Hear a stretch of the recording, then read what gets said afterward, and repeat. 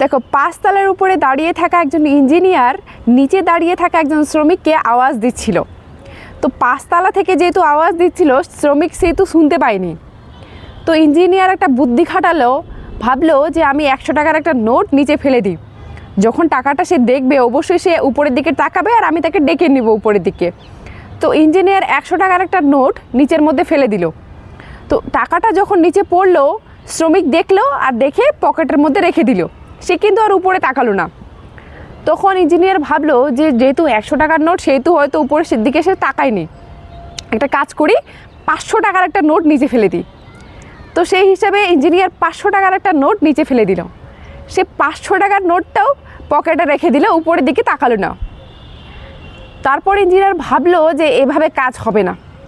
তখন সে ছোট্ট একটা পাথরের টুকরা নিয়ে নিচের দিকে ফেললো, আর সেটা গিয়ে একেবারে শ্রমিকের মাথার উপরে পড়লো। যখনই সে আঘাত পেল, তখনই সে উপর দিকে তাকালো আর ইঞ্জিনিয়ার তাকে উপর দিকে ডেকে নিল। ঠিক আমরাও এরকম, মানুষরাও এরকম। আমরা যতদিন পর্যন্ত ভগবান হোক বা আল্লাহ সৃষ্টিকর্তা যাই বলো না কেন, যতদিন পর্যন্ত আমাদেরকে ভালো রাখে, আমাদেরকে টাকা পয়সা দেয়, আমরা কোনোদিনও তার কথা মনে করি না। যখনই এই পাথররূপী দুঃখ কষ্ট আমাদের জীবনে ভগবান দেয়, তখনই আমরা হাত জোর করে উপরের দিকে তাকাই যে হে ভগবান, হে আল্লাহ, তুমি এটা কি করলে? এটা আমার সাথে কেন হলো? তুমি এই দুঃখটা আমাকে কেন দিলে? এই কষ্টটা আমাকে কেন দিলে? তাই না? এরকম করি তো আমরা।